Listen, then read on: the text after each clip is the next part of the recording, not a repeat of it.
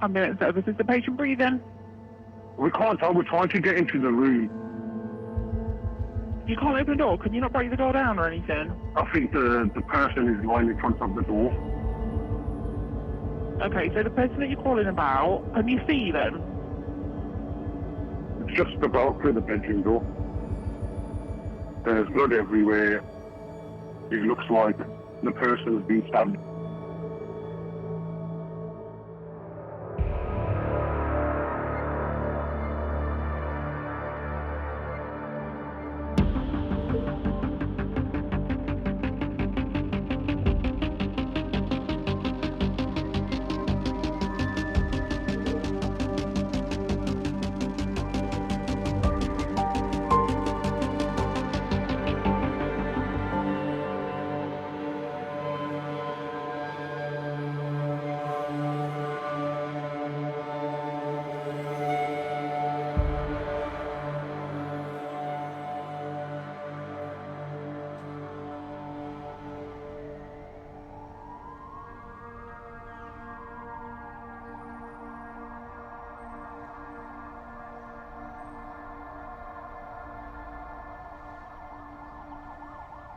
West Midlands Police have been alerted to a fatal stabbing in Birmingham.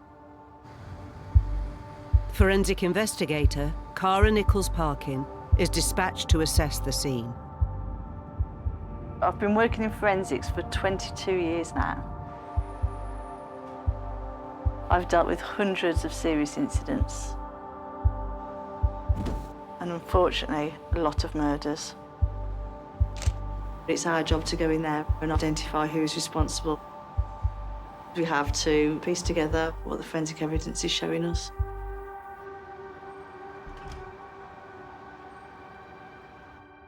Loads of blood staining. Blood drops all the way up the stairs.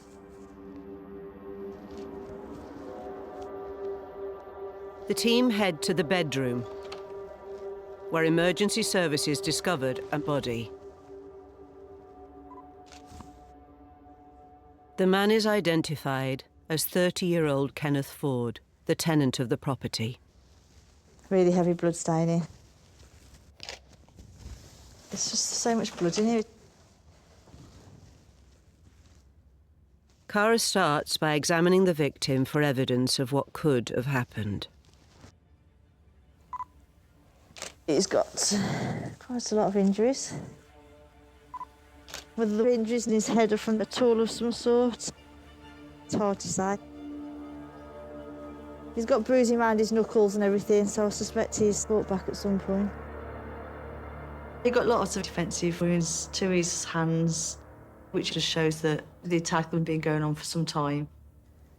We'll get his fingers and hands done first, and then we'll swab his black eye, in case obviously that was done with a fist. Swabs are taken from the victim to check for the presence of anyone else's DNA. There was nothing to suggest that this was a robbery or anything like that. Does he know the person that's committed the offence? We need to find out what's happened. With a violent killer at large, police start urgent door-to-door inquiries. I don't suppose you've heard any disorder over the last evening, this morning, I think? Fighting or somebody's... I can't really give you too much information. Have you seen or heard any disturbance over the road at all? Nothing. Nothing at all? I've seen is I've come here and gone like... Yeah. All right, no worries. Thank you guys for your help. Okay. Have you heard anything in there today? Yeah, last night, yeah. What time was that, roughly? Last night. Could you hear anything in particular?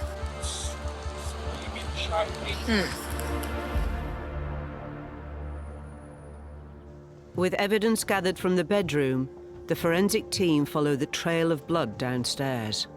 With a situation like this where there's so much blood, there's a good chance there will be a transfer of blood from our victim onto the suspect.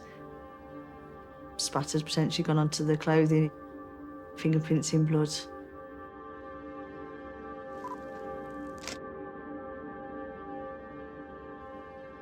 There's some staining on the floor, and there's a lot of blood down here. Did it start down here and move up there, or has it been moving between the two? The scene is secured for further forensic analysis, and Kenneth's body is removed for post-mortem. Come, quick chat, mate. Officers at the scene identify the man who called the ambulance. Basically, I had a call saying that, you need to call an ambulance for Ken. Something's happened. And I said, where are you? Call the ambulance if he's not in a good state. He goes, no, I've gone. Can I ask who that was, mate? His name's Gary O'Neill. I'm just seeing if I can get any more on him. An officer checks the police national database of all known offenders in the UK. Gary O'Neill, there you go, got you. That's going to be him.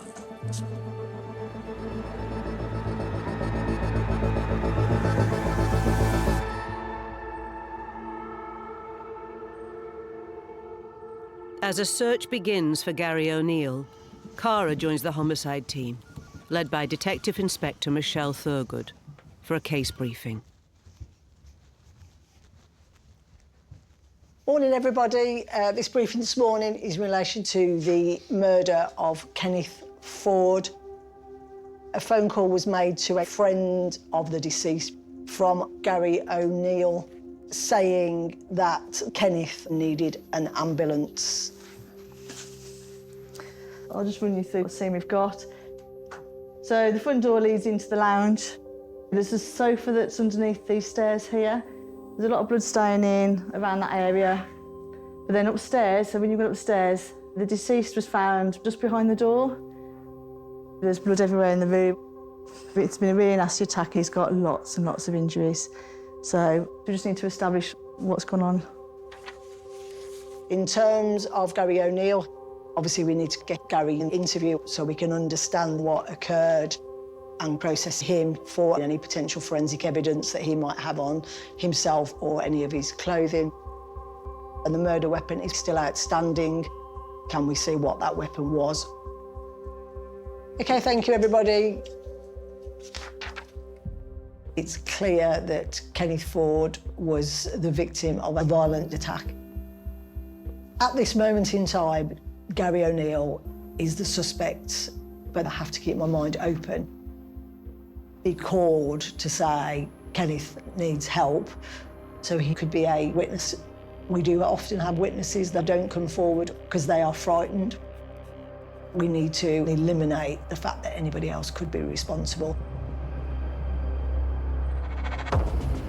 So if we can just walk the street, yeah. I'm just line it from the centre of the road under the vehicles. We'll do the drains last. A team of 8 specialist search officers is deployed to comb the square mile surrounding the crime scene in search of the murder weapon or any other forensic evidence that could identify the killer. With no sign of Gary O'Neill in the local area, officers begin to trace his card transactions, looking at where he's used it within the last 24 hours. We can see where he's used his bank card. That can be financial transactions in shops, restaurants, or it can be use at cash points and ATMs. We can literally track any kind of expenditure that he's doing. Gary's financial records reveal that he bought a coach ticket in the early hours of the morning, before Kenneth was found dead. Up to 15 coaches leave Birmingham station every hour to destinations throughout the country. He could be going anywhere all over the country. Our concern is that he's going somewhere where there's a port, where he can then continue his journey and leave the UK entirely.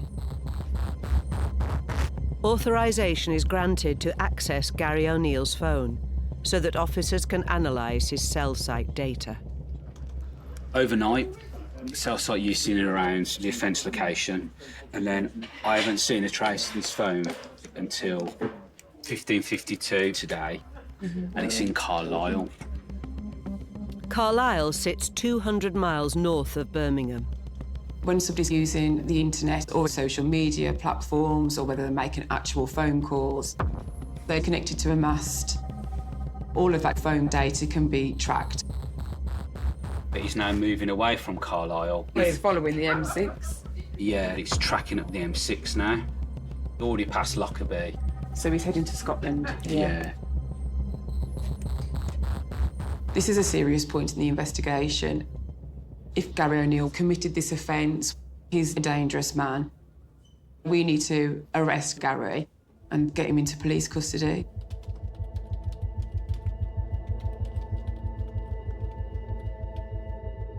An alert goes out on the UK's police databases that Gary O'Neill is now wanted on suspicion of murder.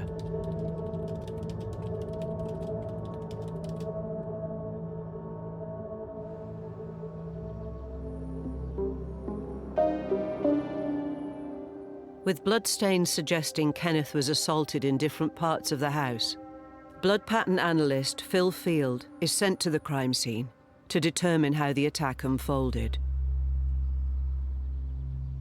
He starts by examining the bloodstains downstairs. My role as a blood pattern analyst is to really examine the distribution of blood and determine what kind of activities within the scene might have occurred to produce that blood staining. A blood pattern can tell numerous stories. Plenty to support the view the injured party may well have been assaulted whilst sitting in this seat. I've got a number of questions. What was the nature of the attack and how many people may have been involved? What were the movements within the property? There actually appears to be some clotted blood. So it would suggest that the injured party's been here for a period of time that's sufficient to allow that clotting process to happen. The blood clotting process really is the body's natural response to an injury. Blood platelets grouping around the site of the injury to form a mesh to stop the bleeding occurring. It can take somewhere between 2 and 15 minutes for visible signs of clotting to appear. Having analysed the blood patterns downstairs, Phil heads to the bedroom where Kenneth's body was found. I've just discovered some spatter on the radiator behind this curtain. There's some moving transfer patterning going on here that indicates quite heavy contact with a heavily blood-wet item moving in contact with the radiator. So in terms of identifying an attack site in the property, this is definitely one. There actually appears to be some clotted blood and some tufts of hair in that stain. The blood within this region provides really good evidence that this attack has occurred whilst the victim's injuries have already begun to form clotting blood. So his injuries have actually been sustained at least several minutes earlier. If I were to hypothesise, I'd be saying he's bled a lot here and then made his way upstairs where he's really taken more of a beating. The different sites of clotted blood suggest that Kenneth was attacked over an extended period of time.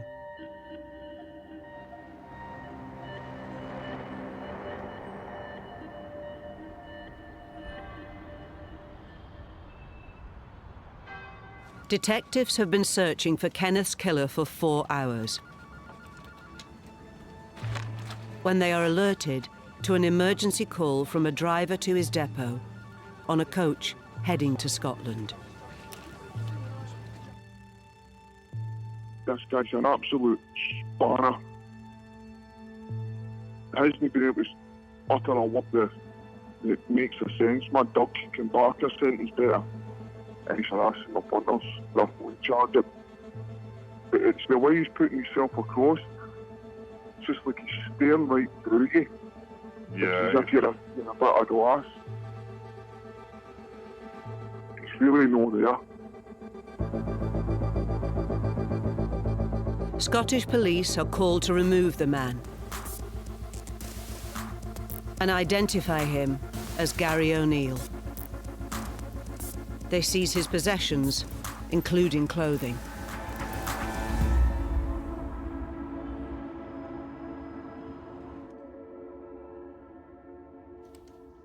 I'm just looking to get a better understanding of who the suspect is in this case. With Gary detained, Lisa turns to Kenneth's social media accounts to work out whether there's a connection between the two men. We can do work then around their Facebook and things like that and see how closely linked they are.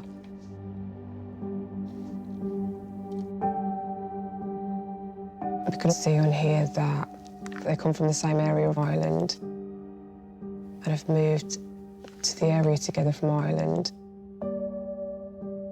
This video was taken by Kenneth on the 27th, just a few hours before he's killed. Now, this is just my house. Don't like the sofas, don't get me wrong, I've only moved in. Carpet's going to be changed. When Kenneth is showing us around the house, he's really proud of himself. He's proud that this is his home. He shows us the sofas in the living room where all the blood is found at the scene. And then he takes us up the stairs. Now, that's like 2 beds. This is what Gary was used. As you can see, it's a big room I've gave him. What is surprising about this video is that it looks like Gary and the deceased have been friends, like really good friends, and that he wants to share this house with Gary. Right now, this is room number 1 for Gary. You can hear his voice, and he's happy and he's proud and he's looking forward to living with his friend. Now, that's like 2 beds. This is what Gary... Yeah, within 12 hours, something's happened that's ended up with Kenneth being killed. And I genuinely can't understand what would warrant this sort of attack on your friend.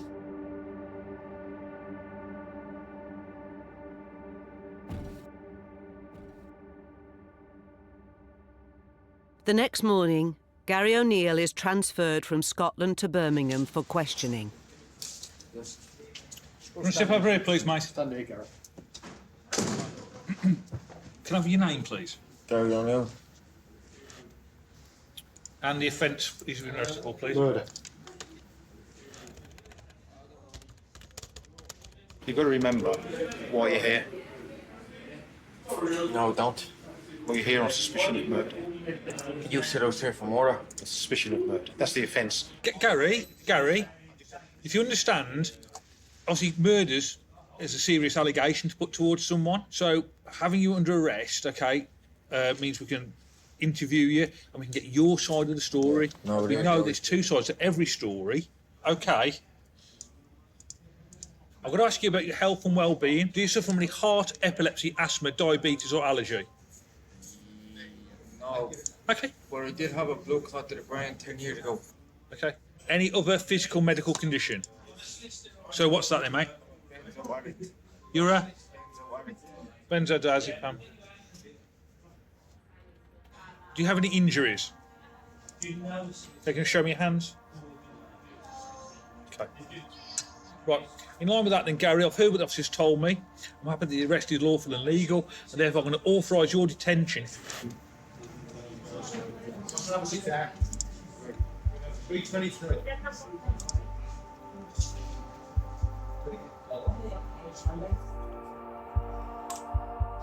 Swabs from Gary O'Neill will be tested for traces of Kenneth's DNA.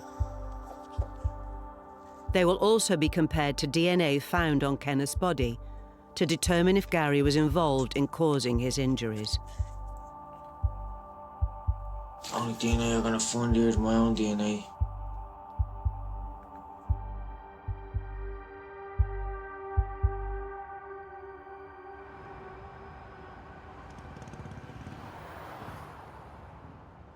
In the forensics department, crime scene coordinator Cara receives the initial post-mortem report. It's quite shocking to see how many injuries are actually there.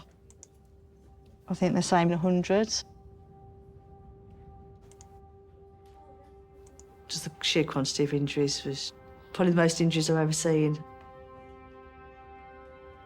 It's obviously gone on for some time and it's took a lot of effort to cause all those injuries. It was a sustained attack. Cause of death is attributed to the head and facial injuries, only compatible with an assault with an implement, and at least a few resemble injuries compatible with the end of a claw hammer. So you can see, the 2 injuries with the gap in between, which is consistent with the claw.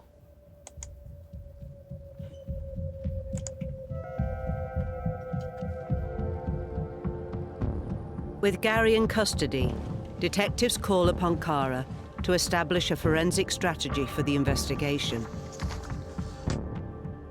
I've just got Phil's findings. So there may have been an attack site downstairs, and there is clear evidence of an attack site upstairs. The presence of clotted blood here indicates that the attacks happened over a period of time. Yeah. It's been a frenzied attack. Loads of injuries, which looked like potentially from a claw hammer. So everyone that we have spoken to are saying Gary and Kenneth are really close friends their whole lives. They live together, they do everything together. So why Gary would then decide to kill Kenneth remains unclear.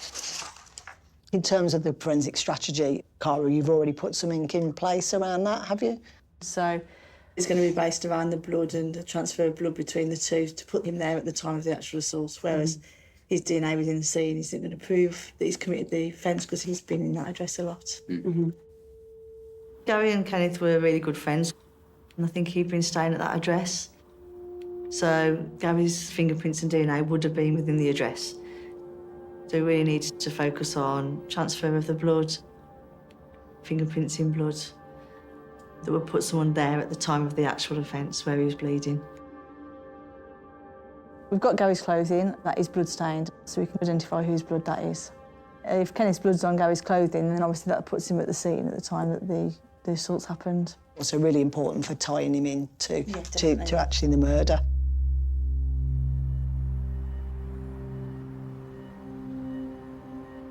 To determine whether Gary was present during the attack, Cara sends in a team of specialists to search for any fingerprints in blood at the scene.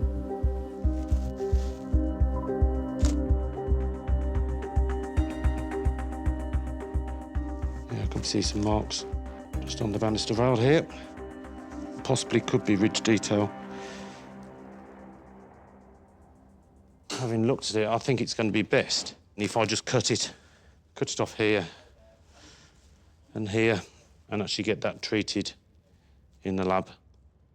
Due to the banister being on the stairs and that it's sort of circular in shape, it's quite difficult to actually photograph at the scene.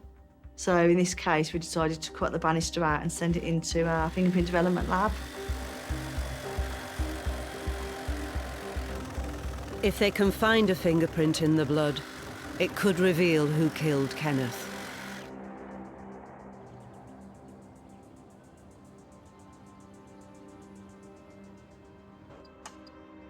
The mark in blood on the banister is fast-tracked for forensic examination. There's quite a lot of blood staining, quite a lot of smears. Forensic technician Vanessa Gardner scrutinises it for any ridge detail.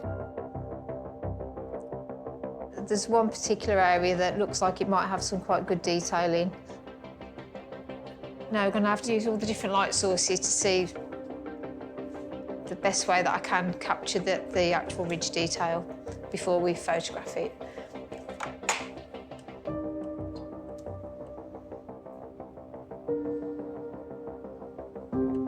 We can see the area of ridge detail in blood, and this filter is making the blood appear darker, so it's giving us more contrast. Next, the ridge detail is chemically treated with acid dye, which can make blood fluoresce to enhance any fingerprints. For this item, I'm using acid violet. With this, because it is quite heavily blood-stained, I can see that the blood's already reacting. Just need to move it into the wash now, acid wash, and just get rid of some of the background staining, and to give us the most contrast.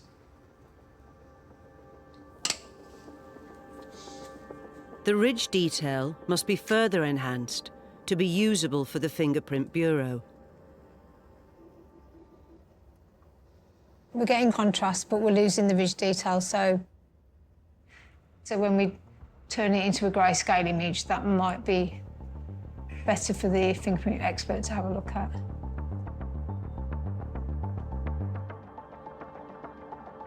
We're getting good contrast, so that's the mark that I'll be sending up to the Bureau. The Fingerprint Bureau will compare the mark against both Kenneth's and Gary's prints.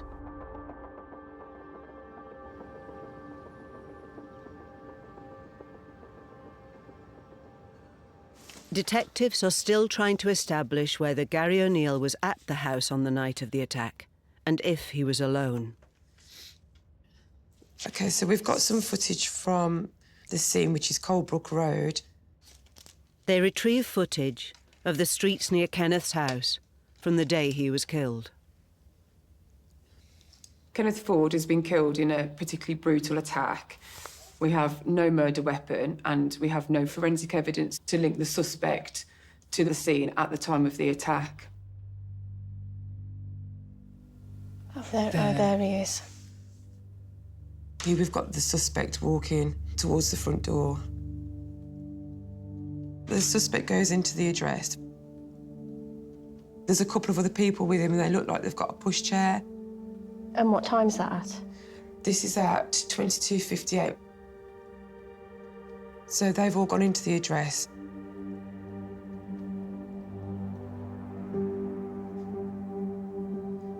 I think this is them leaving now.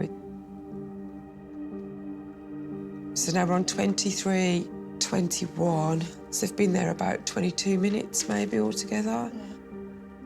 And we can see the suspect and the person who we believe is the deceased in the doorway. Yeah. Because he's quite tall, isn't he? He is tall. We've just got the suspect and the deceased left in the home address, haven't we, at that point? Yeah.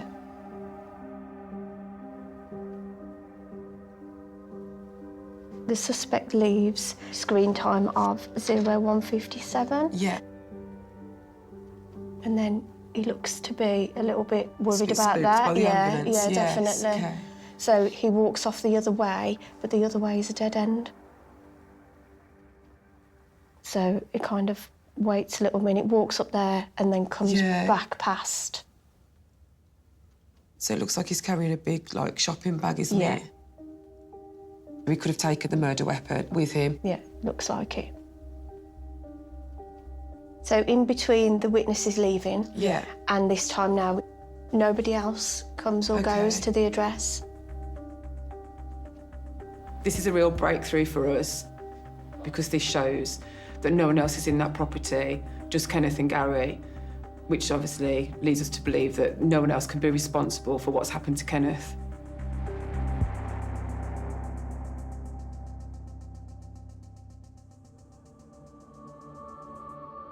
With the new CCTV footage and evidence gathered from the crime scene, Gary is taken in for questioning.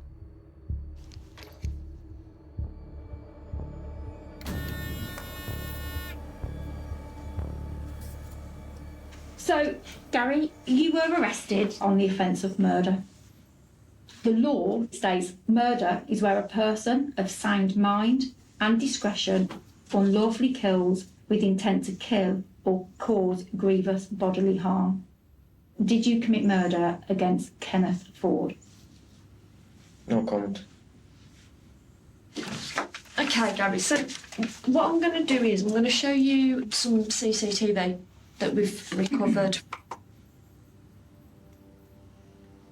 Is that Ken that's come to the door there, Gary? No comment.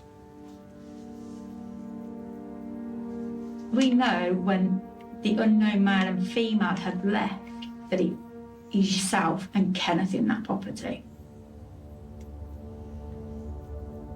Is that you? No comment. What looks like a shopping bag in your hand? No comment. Was Kenneth alive at that point? No comment. Okay. we're showing the full photographs of injuries to Kenneth's head. They're not pleasant, okay? He's been subject to what appears to be a frenzied attack. Blunt force trauma on his head, other injuries on his torso. How has he got those? No comment. What weapon did you use to hurt Ken? No comment. What I'm going to show you now are photographs at the address. We have bedding that's heavily saturated in blood. You're nodding your head, and then you can see blood on what appears to be the door. Whose blood is that? No comment.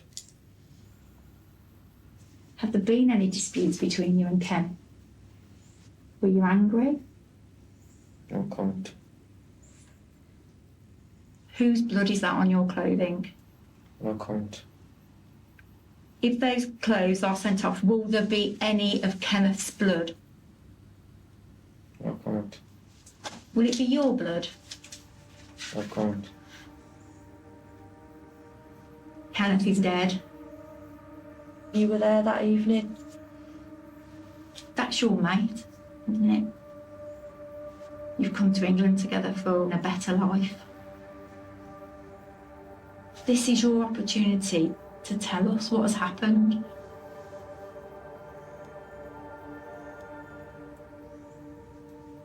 No comment. We'll conclude the interview now then. Gary O'Neill has given no account. If somebody is innocent, why would they choose not to raise an account? The CCTV confirms that he was at the house, but it doesn't prove that he is the person responsible for the death of Kenneth. What we need is forensic evidence that categorically shows that he committed the murder.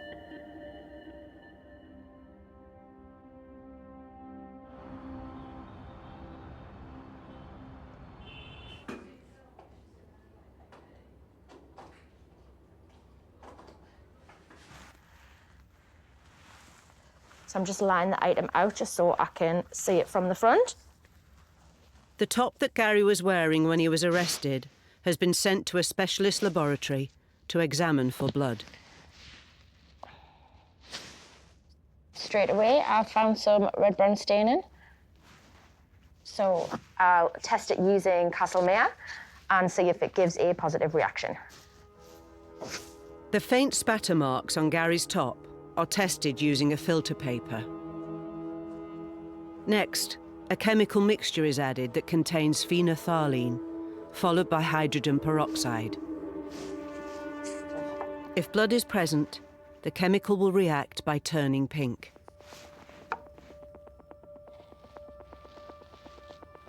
Pink reaction there, so that is a positive for blood.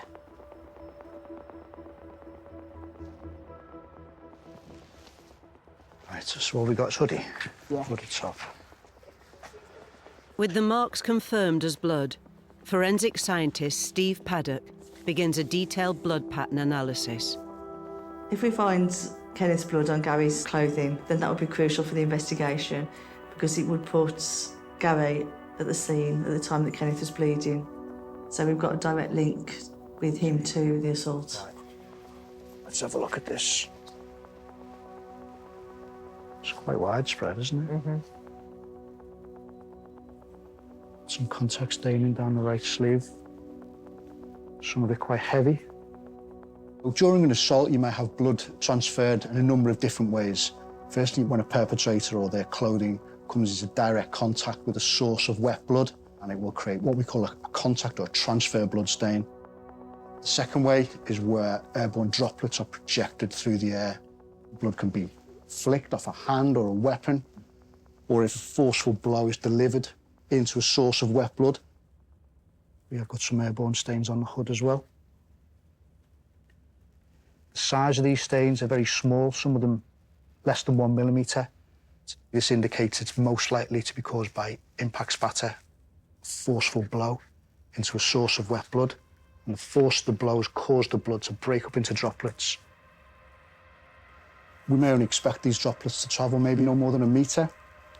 So by observing such small droplets on someone's clothing, really it places them in very, very close proximity.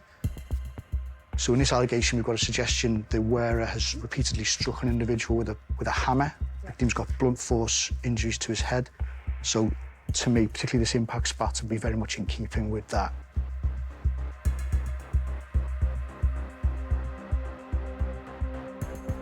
Quite odd-looking staining, quite like a downwards direction. Yeah.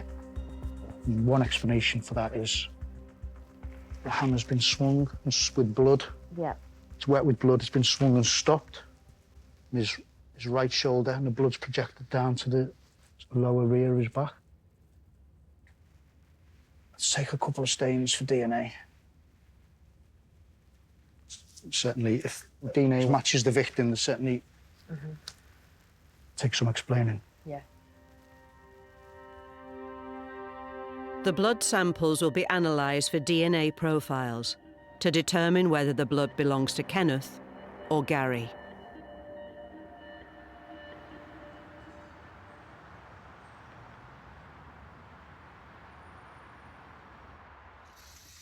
The ridge detail print, taken from the banister, has been expedited to fingerprint expert Claire Lynch.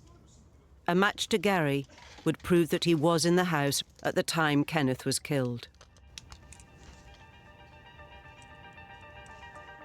We've got apparent friction ridge detail. Friction ridge detail is the little lines that we have on our fingers, is what allows us to identify somebody. So in this case, there is ridge flow. It's an indication to me that that's not necessarily a finger digit, but it's actually a piece of palm. On our palms, we have ridge flow. All of those ridges have characteristics, like a fingerprint. We're going to be looking at this area here on the palm, because between the digits on palms, the ridges flow underneath and make a loop pattern. So that is something we can use to identify somebody with. Before checking if Gary's fingerprints are a match, Claire first compares the image with Kenneth's prints to eliminate him.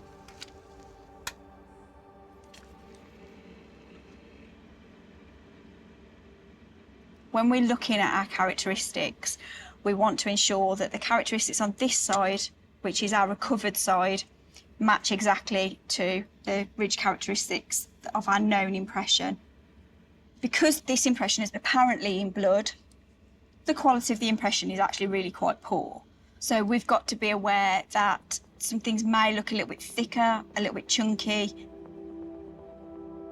Sometimes that impression that's been left, dependent on whatever surface it's been left on, it can actually make certain characteristics look slightly distorted, and that can make it very difficult for us to identify somebody. So we have a ridge coming down here, a ridge coming down here, and they join at the bottom and then carry on. On our known image, we've got a ridge coming down here, a ridge coming down here, and they join and carry on. This characteristic here is called a bifurcation. 2, 3. 1, 2, 3. So I'm counting here. So I've got a ridge ending that's coming up, and then I've got 3 intervening ridges. So they're just ridges that go between 2 different points of characteristics. We call it coincidence sequence, and it's just where we have the same characteristics in the same placement from one to the other. It just takes one difference to say that it's not that person. So I'm satisfied that everything that I've marked from this impression is actually present in the fingerprint form.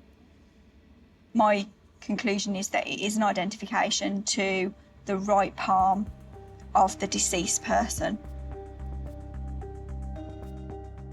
Confirmation that the fingerprint is Kenneth's means that detectives still need forensic evidence that places Gary at the scene at the time of the murder. In my opinion, from his own actions post-offence, Gary is the person responsible for the death of Kenneth. So it's really important we look at all the possible lines of inquiry to link Gary to the attack.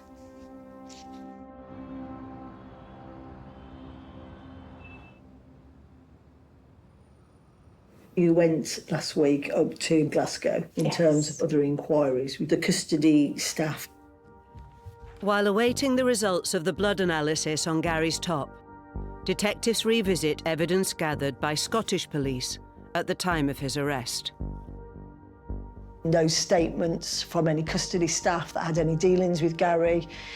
And the CCTV from the custody block to show his demeanour, how he was reacting. All of that could be really crucial to the investigation. So we've got statements from the custody team. His initial comment was, "Why am I here?" And she said West Midlands Police were coming to collect him at some point to speak about a murder. And then he's asked, "Is the person dead?" And she said, "Well, if it's murder, then the person has to be dead." She said that he started to get really upset then with tears flowing down his face. And then he had said that they'd had some kind of falling out. Which is really, really interesting, bearing in mind he then went on to say no comment in interview. And then he's gone on to say, "How long do you get for murder?" And the lady's replied, "Well, anything up to life. It all depends on the circumstances." He then said, "I wouldn't get done for murder if it was an accident."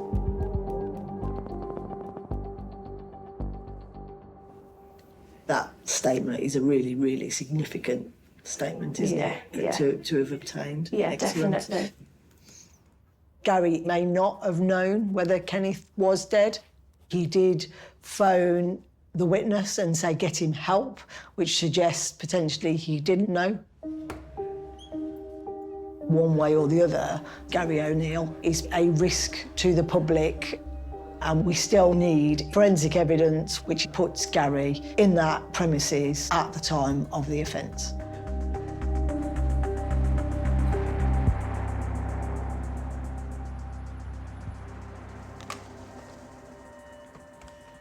Scientist Steve Paddock receives the results from the blood found on Gary's top.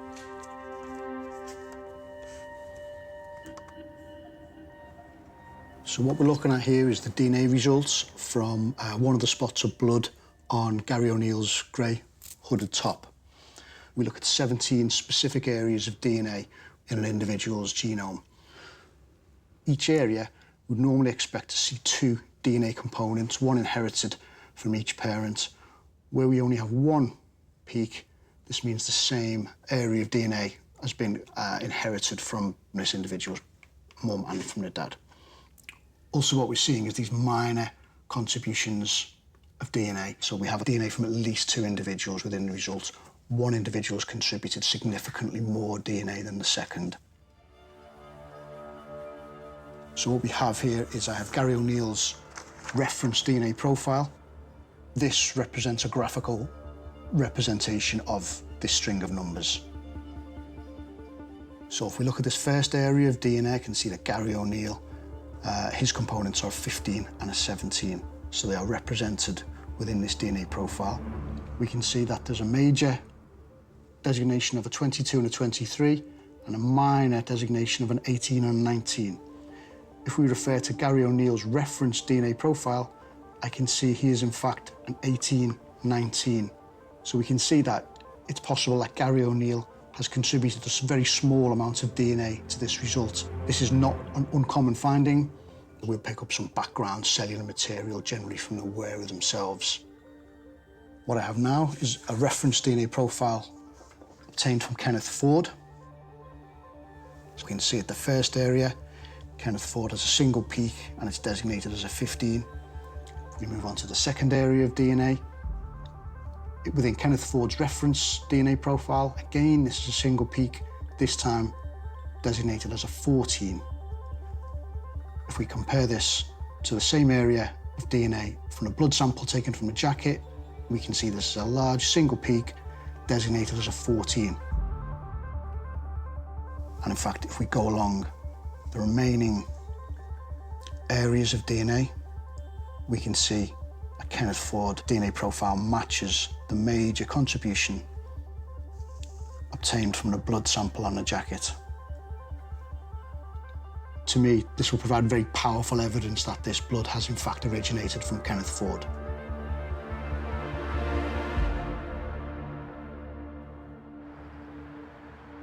Confirmation that the blood on Gary's top belongs to Kenneth is the forensic evidence detectives need to charge him.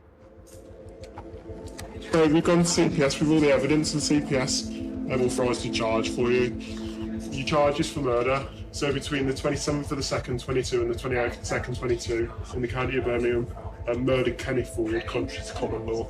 Okay, have you got any replies to that charge? No.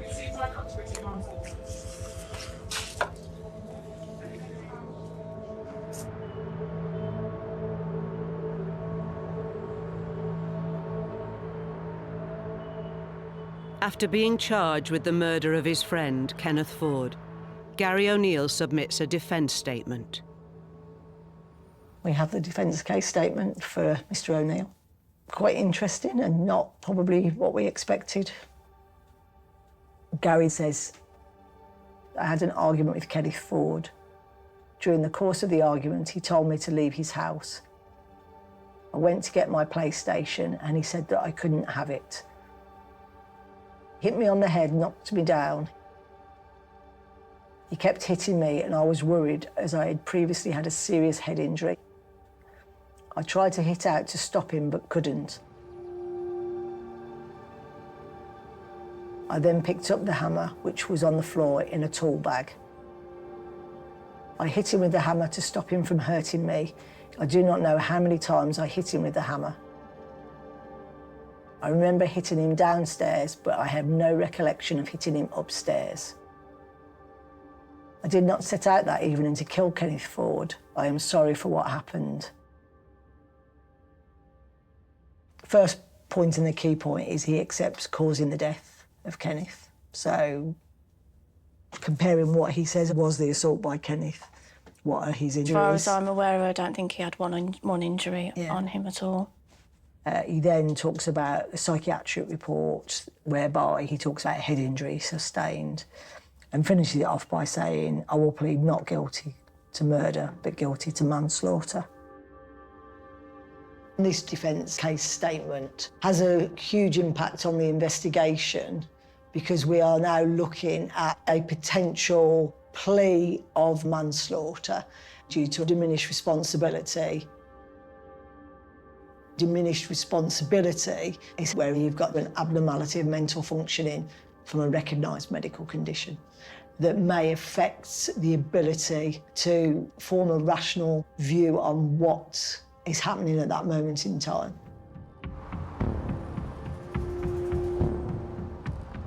Traditional forensics gives us potentially the who, the where, maybe even the when. Forensic psychology can assist us understanding the why. To decide whether Gary has grounds for diminished responsibility due to his head trauma, the Crown Prosecution Service calls upon an independent forensic neuropsychologist to make a clinical assessment. Forensic psychology is increasingly being seen as of assistance to the court. Other forensic sciences, blood pattern, fingerprints and so on, have a physical manifestation they're looking at.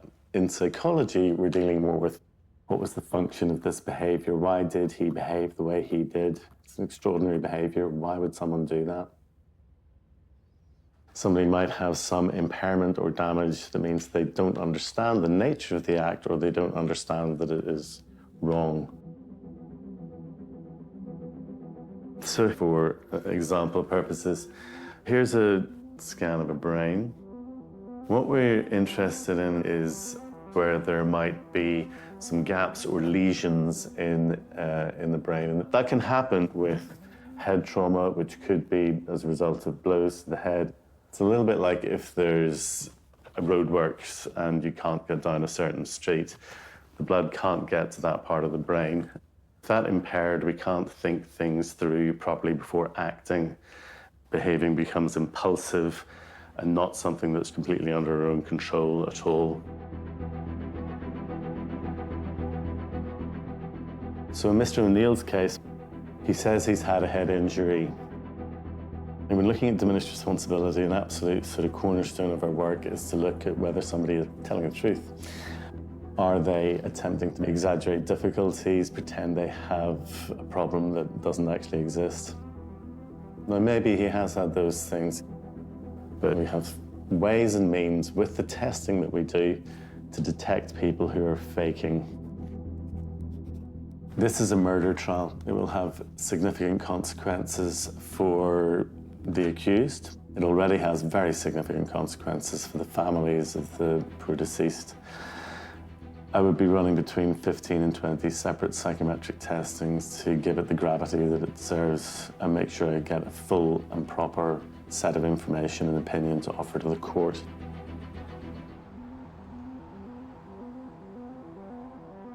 While psychological assessments are carried out on Gary, Michelle must decide whether to recommend the Crown Prosecution Service accept his plea of manslaughter and move to sentencing, or recommend that he be tried by jury for murder. We received the first psychiatric report on behalf of the defence on his mental health and specifically around a head injury and whether a head injury he'd historically suffered could be responsible for Gary potentially committing this crime. As you know, Gary is going to make that guilty plea to manslaughter. My decision, along with the Crown Prosecution Service, is whether we accept that plea. The decision whether to go from murder to accepting a plea of manslaughter, diminished responsibility, it's not an easy choice. The difference between a conviction for murder and manslaughter can be huge. Murder carries a mandatory life sentence. Manslaughter can attract as little as 3 years. Somebody has been killed.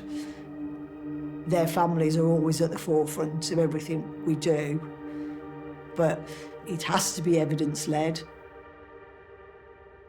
It's a sustained attack. This is the downstairs, a lot of blood here, but then it's gone upstairs, so that obviously shows that it's happened over a period of time. These are some of the injuries that were sustained. He got injuries across most of his body. How many injuries were there altogether? I believe there was 112 in total. In terms of volume, there's a huge amount of injuries that I've personally seen.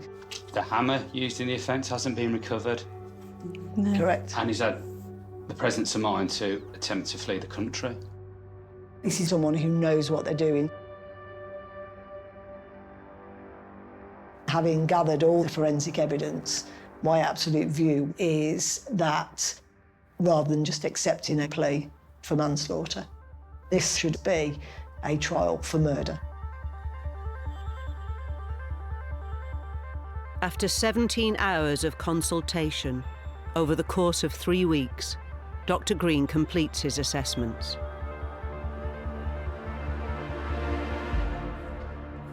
He must recommend to the jury whether Gary O'Neill's plea of diminished responsibility should be considered by the court or dismissed. After assessing Mr. O'Neill, there was clear evidence that the head trauma caused damage to his brain such that blood is now not flowing to parts of his brain that would help him control and organise his behaviour, and he's incapable of stopping himself once he has begun acting.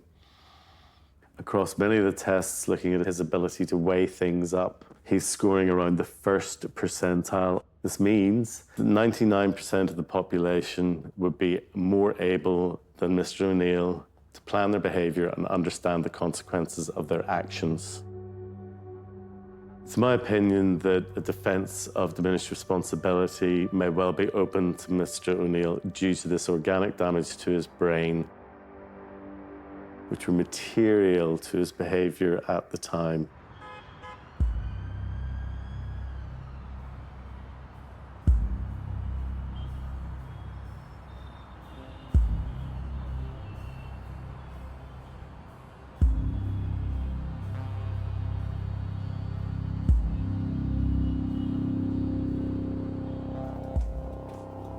Diminished responsibility is very complicated and it has a huge impact on the investigation because it's the difference between murder and manslaughter, and Dr. Green's assessment is a key part of the evidence. It's right and proper that the jury have the opportunity to consider all the evidence and reach a verdict.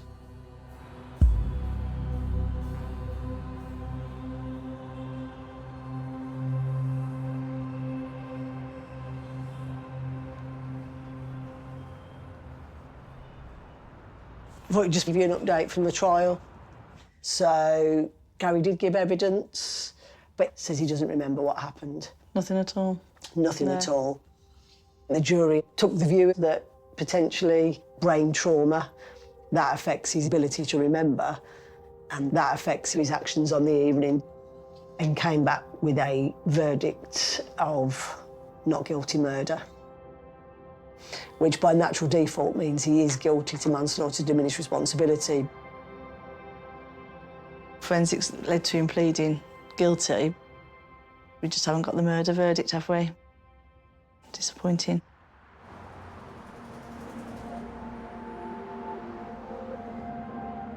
Forensic psychology is becoming increasingly part of murder investigations. Its importance will continue to grow in the coming years as we understand more and more about the impacts of mental health on people's actions.